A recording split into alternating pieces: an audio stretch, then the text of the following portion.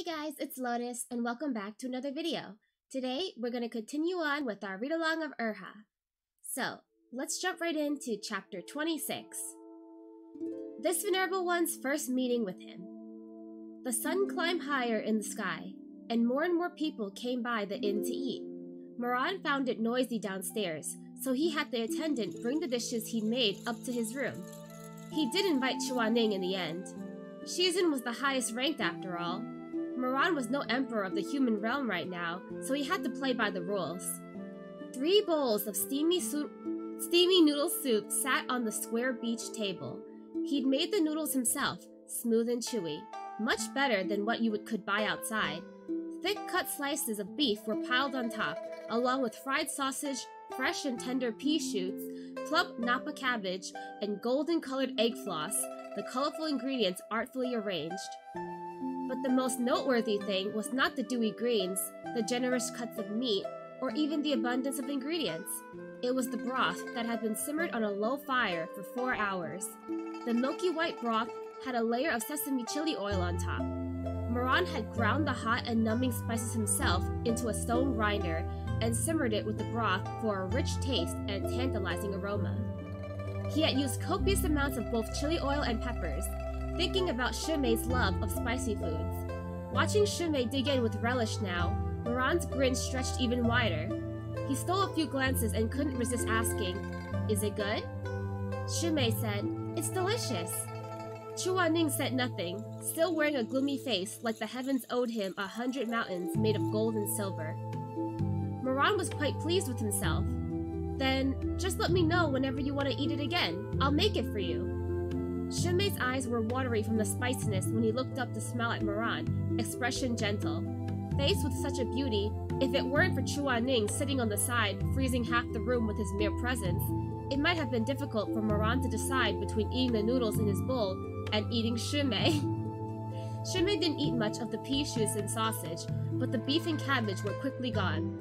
Moran, who had been watching quietly from the side, reached out with his chopsticks and moved the pea shoots and sausage into his own bowl, then moved several pieces of beef from his bowl into Shumei's. Shishong Peak's disciples all ate at Mengpo Hall, often exchanging dishes with one another, so Shumei smiled and thought nothing of it. "Aran doesn't like beef?" I like pea shoots." Then he started chowing down. The tips of his ears were a little red. Chuaning, expressionless, picked out the pea shoots in his bowl and tossed all of it into Moran's bowl. "I don't like pea shoots." He also tossed all the beef in his bowl into Shumei's. "I also don't like beef." Then he stared at the rest of the food in his bowl with furrowed brows, pressed his lips together, and said nothing. Shumei asked carefully, "Shizun, is it not to your taste?" Chuaning, ... He didn't respond, only lowered his head and silently picked up a piece of cabbage, taking a small bite. His expression instantly grew worse, and he put his chopsticks down with the paw. "Mo Wei Yu, did you spill an entire jar of hot sauce into the soup?" Moran paused and looked up, a noodle still dangling from his mouth. He hadn't anticipated that the breakfast he had worked so hard on would receive such harsh criticism. He blinked at Chuaning, bewildered, unable to believe his own ears for a moment, before slurping down the noodle in his mouth. "What?" Chuaning was even less courteous this time. "Is this even food for people? Is it even edible?" Moran blinked several more times before it finally clicked that this prick Chuaning was roasting him. He shot back indignantly. "How is it not people food?" The space between Chuaning's eyebrows twitched as he remarked, "It's truly unpalatable." Moran choked. No matter what, his skills had been sneakily learned from the best of the best at the House of Drunken Jade. "Shizun, aren't you a little too picky?" Shumei also piped up. "Shizun, you haven't eaten for a whole day. Even if you don't like it, still try to eat some." Chuaning stood up and said coldly, "I don't eat spicy foods." Then he turned and left. The two left at the table fell into an awkward silence. Shumei was dumbfounded. "Shizun doesn't eat spicy foods? How come I didn't know that? Aran, you also didn't know?"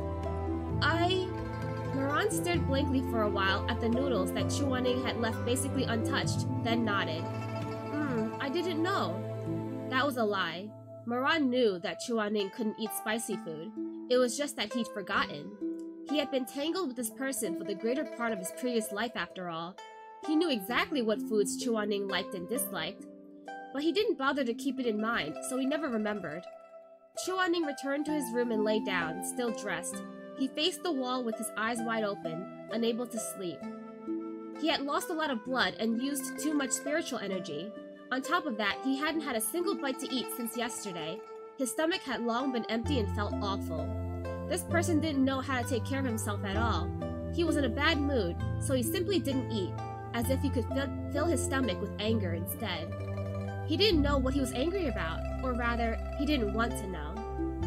But in the silence, a face appeared before his unfocused eyes, lips corners curled softly into a brilliant smile, light flickering in a pair of clear black eyes, gentle with a hint of purple. Warm and comfortable, and somewhat lazy. Chuaning gripped the blanket, joints of his fingers pale from the force. He didn't want to sink into it, and closed his eyes in an attempt to escape that face and its careless laughter. But the past surged forth even more with his eyes closed, and washed over him like a tide. The first time he'd met Moran had been in front of the heaven-piercing tower on Shisheng Peak. The sun had been fierce that day, and all 20 elders were present, talking amongst themselves in low voices. Yu Heng Elder was an exception, naturally. He wasn't so foolish as to go stand over there with the rest of them to bask in the sun. Instead, he stood under a flowering tree by himself, preoccupied with examining the flexibility of the newly made finger claw of a black metal gauntlet on his hand. Of course, he himself had no need for such things. He was forging these claws for the lower-level disciples of Shisheng Peak. The lower cultivation realm bordered the ghost realm, and so was often dangerous. It wasn't uncommon for the lower-level disciples to get injured or even lose their lives. He never said anything about it, but Chuaning had been trying to work on a solution. He wanted to make a weapon that was light, nimble, and easy to learn. The others stood to the side, chattering. "Did you hear? That long-lost nephew of the sect leader was barely saved from a fire. No one else survived that place burning down. If the sect leader had been even a step slower, the nephew probably would have turned to ash too. It was truly a stroke of luck." Must have been his late father protecting him from the other side. It's heartbreaking that he became separated so young, and went through so many hardships. Sigh. The child is named Moran? 15 years old, right? It's time for him to receive a courtesy name then. Does he have one? Xuanji Elder, the child grew up in a brothel. He's lucky to even have a name, much less a courtesy name. I heard the sect leader already thought of a couple, and is just choosing amongst them now. Wonder what he's going to pick up in the end. The sect leader sure does value this nephew of his.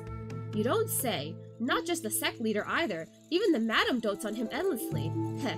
Probably the only person in the entire Shisheng Peak to be displeased is our very own darling of the heavens.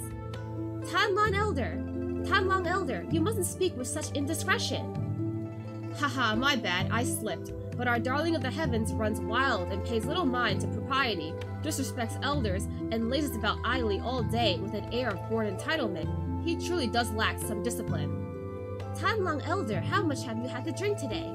The person at his side gave him a meaningful look, gesturing with his chin toward Chuaning, who was standing a distance away, his meaning obvious. The darling of the heavens, Shuemeng, was Chuaning's disciple. To say that Shuemeng lacked discipline was just an indirect insult of Chuaning's teachings. This Yu Heng Elder was composed and refined in appearance, as if he was above the matters of the mortal realm, and surrounded by a lofty air. But everyone knew about his volatile temperament. If anyone rubbed him the wrong way, they might as well just wash their neck clean and wait for death by whipping.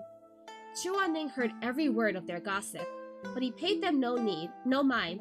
He had less interest in what others had to say about him than he did in the decorative patterns on the finger claw. Speaking of which, the finger claw was pretty good, but not quite tough enough, and might not be able to rip through the thick hide of some demons in one strike. He would try adding some dragon bone powder when he got back. That should help. The other elders saw that Chuaning didn't react, so they relaxed a bit and went back to their chatter. The sect leader probably summoned all of us here today in order to pick a teacher for that Mo Gongzi, huh? That's strange. Why doesn't the sect leader teach him himself? Supposedly, the little nephew's cultivation nature is incompatible with the sect leader's cultivation method, someone mumbled. but even then, isn't it a bit much to gather all the elders for the young master to pick and choose from? Lu Xun Elder let out a soft sigh and brushed aside his smooth, graceful long hair, bemoaning, "My humble self feels like a cheap Napa cabbage right now, laid out in the stall for little Mo Gunzi to pick." Everyone, ... Could this fop please not blurt out the whole truth without a hint of finesse like this? They waited for quite a while before the sect leader finally came. He walked up the 1,000 steps to arrive before the heaven-piercing tower, a youth trailing behind him. Chu Wanning only glanced over briefly and didn't even bother to see clearly before looking away to continue examining his finger claw without a second glance. Shisheng Peak's procedure for seeking apprenticeship under a teacher was well and truly unconventional. In every other sect, the teacher was high and mighty and would rest his hand on some new disciple's head and utter, "Young man, your aptitude is satisfactory. Henceforth you shall be my disciple." The disciple wouldn't even get a chance to say no. Or else the teacher would wave his sleeve with a face of cold derision and declare, "Young man, your forehead is too big, your eyes too dull, and the back of your skull protrudes too much. Not the proper appearance for my sect. You and I are not fated to be. I will not accept you as my disciple." The disciple wouldn't even get a chance to prove himself before the teacher would zoom away on his sword, hightailing it out of there faster than a dog. Things were different here on Shisheng Peak. The teacher and disciple mutually chose one another. What did that mean? Shisheng Peak had 20 elders.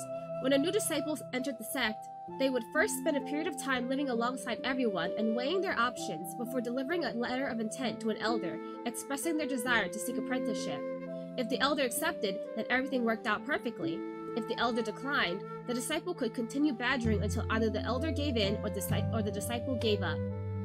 By all appearances, Chu Wanning was exceptionally skilled and handsome to boot, so one would expect his front yard to be filled to the brim at all hours of the day with hopeful disciples relentlessly pursuing him as a teacher. But the reality was far different. Chu Wanning's appearance was elegant, but his temper was so bad that it made people's hair stand on end. Rumor had it that when he got angry, he could whip female disciples like one would male disciples, and sink his male disciples directly into the pond. Not many people were brave enough for this kind of Shizun. Thus, Yu Heng Elder's residence was quiet and lonesome. Other than the darling of the heavens Shuai Meng and Shuai Meng's close friend Shi Mei, he had never accepted any other disciples. Everyone would rather call him a respectful elder than an intimate Shizun. Chu Wanning wore a lofty expression and insisted that he wasn't bothered by it at all. His head was lowered as he continued to tinker with the ice-cold weapon in his hands, as if he couldn't care less. Everything he designed, from the sleeve-hidden weapons to the emergency whistles, were for others. The sooner he finished, the more people might avoid suffering. Oh, Shizun is taking care of others in his own way. He's just misunderstood because he's shy and not good at socializing with others. So he didn't expect it at all when Moran chose him without hesitation.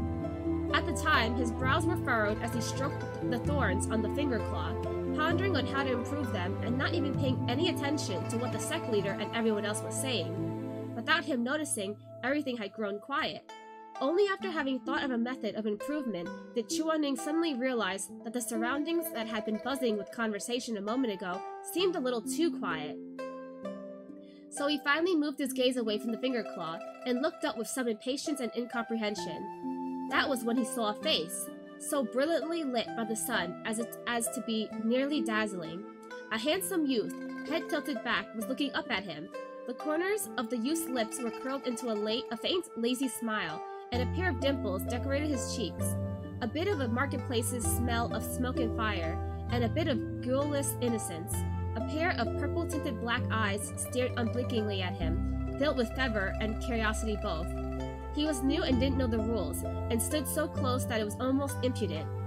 Having someone appear so suddenly right in front of him, Chu Wanning was startled and reflexively stepped backwards as if burned. The back of his head met the trunk of the tree with a thunk. The youth's eyes widened slightly. "Ah, Chu Wanning, ... The youth, ... Chu Wanning said, "What are you doing?" The youth grinned. Shanjun, I've been watching you for so long already. Why won't you pay attention to me?" Oh, baby Moran is so cute, like a eager puppy. He wants Shizun to notice him. Okay, author's notes. Every day I feel like Wei Yu, a dumb husky with a bizarre mind, while Shizun is like a pretentious and reserved on the outside but gentle on the inside Samoyed. Suddenly want to change the name to Dumb Husky and his Samoyed Shizun. I think White Cat Shizun also really fits Chuaning though, so I think the title is fine. So to recap chapter 26, Moran decided to invite Shizun to eat with him and Shumei, but all the food was too spicy that Chuaning decided not to eat, and then he started reminiscing about when Moran had first entered the sect and how he chose him as his mentor. So let's continue on with chapter 27 to see how the story continues. Chapter 27, this venerable one will make you a bowl of noodles. Chuaning's head reeled. It was his own fault for being too preoccupied and not keeping his guard up while at Shishong Peak, to the point that he didn't even notice that someone had gotten so close. What was happening? Where'd that kid come from? Wait, was he that Mo something? Mo what again? Mo Xiao? Mo Ju? Mo Yu? He changed his expression into one of strangers do not approach with practiced ease, quickly sweeping the startle and fluster from his phoenix eyes to be replaced with his customary lofty standoffishness. You. He was just about to open his mouth and deliver a scolding out of habit when his hand was suddenly grabbed. Chuaning was flabbergasted. All his life, no one had ever dared to casually grab him by the wrist like this. He was frozen in place for a moment, face full of gloom, with no idea how to react. Rip his hand out, followed by a backhand slap? All he needed to do was yell molester, and he'd be the very image of an offended lady. Then, rip his hand out, no slap? Wouldn't he seem a little too easygoing then? Chuaning was still frozen with indecision when the youth grinned. What's this on your hand? It's so pretty. Do you teach how to make this stuff? Everyone else already introduced themselves. You're the only one who hasn't said anything yet. Which elder are you? Is your head okay from the tree just now? Getting pummeled with so many questions in a row. If Chuaning's head hadn't been hurting before, it was definitely now. His head throbbed like it was about to split open. In his agitation, a faint golden glow began to gather in his other hand. Tianwen was just about to appear. The other elders were horror-struck. Was Chuaning out of his mind? Did he dare to whip even Mo Gungzi? But Moran grabbed that hand too. Now both of his hands were captured by the youth. Moran had no idea just how much danger he was in as he stood before Chuaning, holding his hands and looking up with a smiling face. I'm Moran. I don't know anyone here, but based on face alone, I like you best. How about you be my teacher? Oh, he's so shameless. No one had anticipated this turn of events, and everyone grew even more horrified. A few of the elders' faces already looked as if they had turned to stone and cracked in half. Xuanji Elder. Eh? Po Jun Elder. Wow. Qi Shua Elder. Oh? Jelu Elder. Tanlong Elder. Ha! This is hilarious. Lu Sun Elder, in his full foppish glory, twirled a strand of hair around a finger and batted his peach blossom eyes.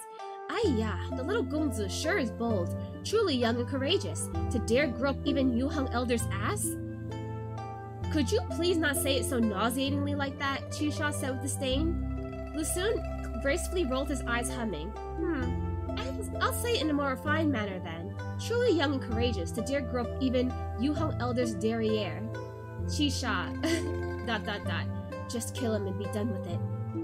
Out of all the elders, the kind and gentle Xuanji Elder was the most popular. His cultivation method was easy to learn, and he was monogamous and upstanding, so most of Shishong Peak's disciples studied under him. Chuaning thought that Moran would be no exception. Even if he didn't choose Xuanji, he would definitely go for the forthright and spirited Po Jun. In any case, whoever he chose, it surely wouldn't be himself.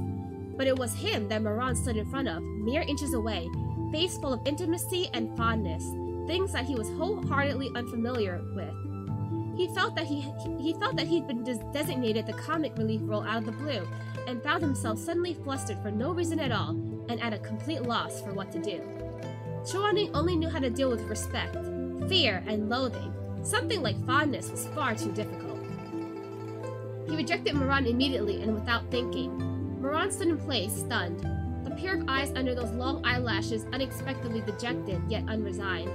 He thought about it for a long while with his head down, then mumbled stubbornly in a small voice, "Well, it's gonna be you anyway." Chuaning ... The sect leader watched from the side with amusement, and couldn't resist asking with a laugh, "Aran, do you even know who he is?" "How would I know? He hasn't told me." "Haha, if you don't even know who he is, then why are you so set on him?" Moran, still holding on to Chuaning's hands, turned and answered with a smile. "'Cause he looks the gentlest and the most easygoing, of course." Oh my gosh, Moran. He's digging a pit for himself. In the darkness, Chuaning's eyes flew open abruptly, vision swimming. What the actual hell? He wondered what exactly had been wrong with Moran's eyes back then, to find him gentle. He wasn't alone in that either. The entire Shishou Peak heard about the incident, and everyone had looked at Moran Gongzi with concerned expressions of, "What a foolish child." Chuaning lifted a hand to press against his throbbing temple. His shoulder hurt, his thoughts were a mess, his stomach was empty, his head was dizzy. The snap wasn't happening. He starfished in a daze in bed for a while before sitting up. He was just about to light a stick of incense to help calm himself down when knocks came from the door again. It was Moran again. Chuaning, ... He ignored it, didn't say get the hell in or get the hell out. But this time, the door opened by itself. Chuaning lifted his head gloomily, but the already lit match between his fingers paused in midair without touching the incense, and after a while went out by itself. Chuaning spoke, "Get the hell out." Moran got the hell in. He had a bowl of steamy noodles in his hands, freshly made. It was simpler this time, plain noodles in pure white broth, sprinkled with chopped onions and white sesame seeds, some pork spare ribs on top, not the cabbage, and a poached egg lightly crisped around the edges. Chuaning was starving, but his face remained impassive. He looked at the noodles, looked at Moran, then turned his face away without saying a word. Moran set the bowl down on the table and said softly, "I had the inn's cook make these noodles." Chuaning lowered his eyelashes. Of course Moran hadn't made it himself. "Try to eat some," Moran said. "This bowl isn't spicy, and there's no beef or pea shoots." Then he left, closing the door on his way out. He felt bad about Chuaning's injury, but this was about all he could do. Inside the room, Chuaning sat by the window, lost in thought, his arms crossed as he stared at that bowl of spare rib noodles from far away until the steam disappeared, until the noodles grew cold, with not a hint of warmth left. Only then did he finally walk over and sit down, picking up the cold, already congealed noodles with chopsticks and slowly began to eat. The case of the haunting of the Chen Manor was concluded. The next day, they picked up their black horses from the boarding stables and headed back to the sect along the same road they'd taken coming here. All over town, from the tea stands to the food stalls, everyone in Butterfly Town was talking about what had happened with the Chen family. In such a middling town, a scandal like this was enough to be the talk of the town for at least a year. Who would have thought that Chen Gongzi had already married Miss Lo behind closed doors? Sigh, poor Miss Lo. If you ask me, this wouldn't have happened if the Chens didn't strike it rich. You really can't let men get rich, or all the bad waters in their bellies will flood out and drown the whole city. A man was dissatisfied hearing that. Chen Gongzi did nothing wrong. It was all on his dad and mom. I hope that bastard landlord Chen's future kids and grandkids get born without assholes. Someone else said, the dead are pitiful for sure, but what about the living? Look at Chen Yao, treasured daughter of the Yao family. She got the shortest end of the stick, no matter how you look at it. That old black-hearted Chen bee swindled the poor girl. What should she even do now? Remarry, of course. The person rolled his eyes, scoffing. Remarry? Would you take her? The peasant that got scoffed at grinned toothily, picking at the gap between his teeth while saying, if my woman's fine with it, then sure, why not? Miss Yao's real pretty. I ain't gonna mind the widow thing. Ew. This guy's gross. Okay. Huh. Keep dreaming. Even as second-hand goods, she's way out of your league. Moran's ears were perked up when he sat on his horse, energetically listening over here and peering over there. If not for Chuaning with his eyes closed and brows furrowed, too damn noisy, all but written on his face, Moran might have even scooted over to join in on the gossip. Riding side by side, they finally made it out of the town proper and arrived at the outskirts. Shumei suddenly let out a surprised noise and pointed to the distance. Shizun, look over there! A large group of farmers in coarse clothes were gathered in front of the destroyed temple, busily ferrying bricks around. They seemed intent on rebuilding the temple and reconstructing the statue of the Ghost Mistress of Ceremonies. Shumei said, worried, Shizun, the previous Ghost Mistress is gone, but they're making another. Will this one cultivate into a deity and cause trouble too? Chuaning said, I don't know. Should we go and try to talk them out of it? Chuaning answered, Butterfly Town's ghost marriage tradition has been around for generations already. It's not something that can be changed by anything we say. Let's leave. Then he galloped off, clouds of dust trailing behind. It was already evening by the time they got back to Shishou Peak. At the main gate, Chuan instructed his disciples, "The two of you go report in at Loyalty Hall. I will go to the discipline court." Moran didn't understand. What are you going there for? But worry was written plainly on Shimei's face. Chuaning's expression was impassive. To receive punishment. The saying went that a crime was a crime, whether committed by a peasant or the emperor. But which emperor would ever actually be... Wait, let me say that again, sorry. The saying went that a crime was a crime, whether committed by a peasant or the emperor. But which emperor had ever actually been thrown in jail to await beheading or killing a man? It was no different here in the cultivation realm. A transgression was a transgression, whether committed by a disciple or an elder. These were just empty words in the vast majority of the sects. In reality, an elder that committed a transgression might at most write an apology letter. Which idiot would actually go and obediently receive their round of whipping or some dozen strikes? Oh no, Shizun. That was why Jailu Elder's face was green by the time he finished listening to Chuaning's confession. No, it's just that, Yuheng Elder, you really hit the client? Chuaning replied mildly. You're really too... Chuaning looked up to shoot him a glare. Jailu Elder shut up. In accordance with the rules, the punishment for this transgression is 200 strikes, 3 days of protracted kneeling in Yanlo Hall, and 3 months of confinement. Chuaning stated, I have no disputes, and I am prepared to receive the punishment. Jailu Elder, oh dear, are you sure about this? He glanced left and right, then hooked his finger. The doors to the discipline court closed with a thud, leaving only the two of them standing face to face in the silence. Chuaning said, what is the meaning of this? How to say, Yuheng Elder, it's not like you don't know, but the rules may be rules, but they don't really apply to you. The doors are closed, this stays between you and me. What say you we just let it slide? If I actually strike you and the sect leader finds out, he'll have my old hide. Chuaning didn't feel like wasting his breath on him, so he simply said, I hold others to the rules, and I will hold myself equally to the same. Then he knelt down right there in front of the hall, facing the plaque above the door that read Discipline. Carry out the punishment. Oh no, Shizu! You're too righteous! Author's notes. About the creation of the new book title. Oh, we're continuing with this? Okay. Me. I want to change the title to Dumb Husky and his Samoyed Shizun. Friend, Samoyed? Aren't Samoyed smiling angels? Is Shizun a smiling angel? Can he smile? Me. Guess that makes a lot of sense. Friend, make it cat.